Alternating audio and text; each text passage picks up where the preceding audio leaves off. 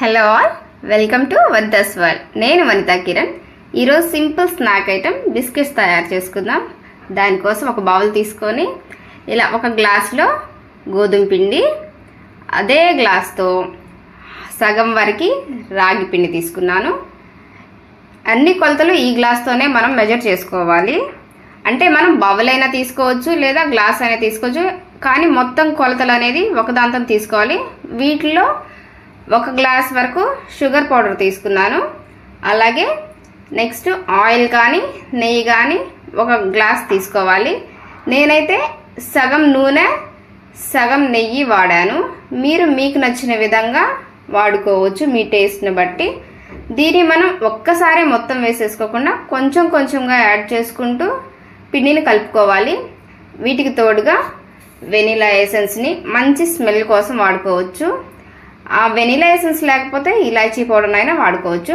అలాగే కొంచెం salt taste కోసం, ఏ స్వీట్స్లోనైనా కొంచెం సాల్ట్ యాడ్ చేస్తే టేస్ట్ ఇంకా బాగుంటుంది.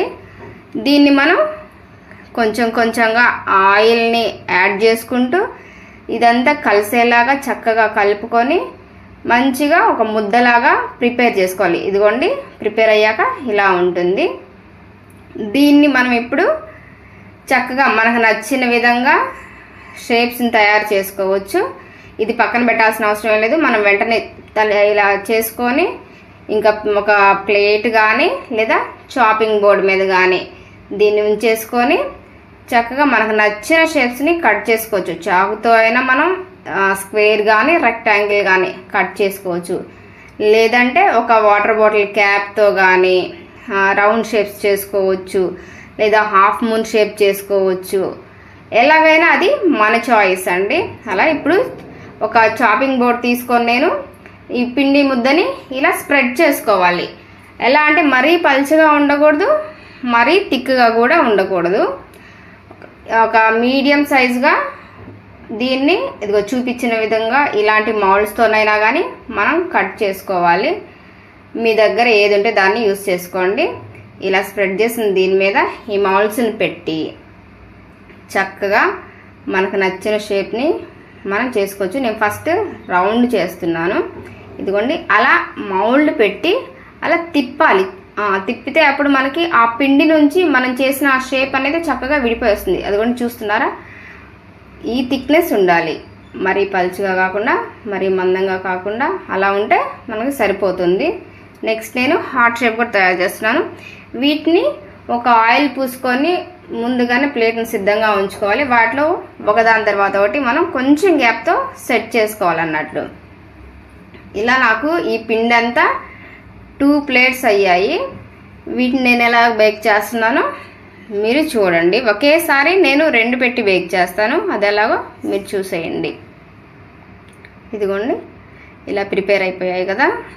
ఇప్పుడు మనం స్టవ్ మీద ఒక మందపాటి బాండి పెట్టుకొని, ఇది కుక్కర్ కానీ ఏదైనా మీకు ఏది ఉంటే అది పెట్టుకొని ఇలా ఒక స్టాండ్ని ప్లేస్ చేయండి. అందులో దీన్ని ఒక 5 or 10 minutes ఫ్రీ హీట్ చేసుకొని ఆ తర్వాత మనం ఈ ప్లేట్స్ని పెట్టి బేక్ చేసుకోవాలి.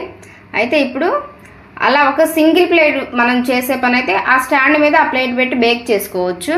కానీ నేను ఇప్పుడు ఒకేసారి 2 చేయాలనుకుంటున్నాను కాబట్టి ఇలా ఇడ్లీ పాత్రలో వచ్చే ప్లేట్ నా దగ్గర ఉంది. దానిలో ఒకదాన్ని అలా కింద ఇన్సర్ట్ చేసి దానిపైన మరొక ప్లేట్ని ఇలా పెట్టుకున్నాను. తర్వాత దానికి సరిపడా పెద్ద మూతతో దాన్ని కవర్ చేసేసుకొని ఆవిరి బయటికి రాకుండా ఉండటం కోసం ఒక వెయిట్ని దాని మీద పెట్టుకున్నాను అన్నమాట. అంతేనండి. అలా ప్లేస్ చేసుకొని సిమ్లో పెట్టుకొని ఒక 1/2 hour మనం చక్కగా వీటిని బేక్ చేయాలి. 1/2 hour అయిపోయిన తర్వాత మళ్ళీ కొంతసేపు ఆగండి. వేడి మీద తీయొద్దు. చల్లారగా కొంచెం గోరువెచ్చగా అలా ఉన్నప్పుడు మనం ఆ ప్లేట్ తీసి అవి ఎంతవరకు వచ్చాయనేది చూసుకోవాలి. చూడండి, 1/2 hour తర్వాత చక్కగా బేక్ అవుతాయి. సరిపోతుంది ఆ టైము.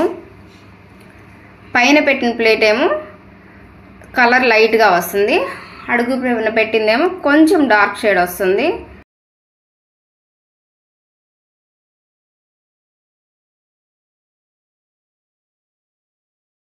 బిస్కెట్లు సాఫ్ట్గా బాగున్నాయి. వెరీ నైస్, బాగున్నాయి. చాలా బాగున్నాయి మమ్మీ. థ్యాంక్ యూ తల్లి.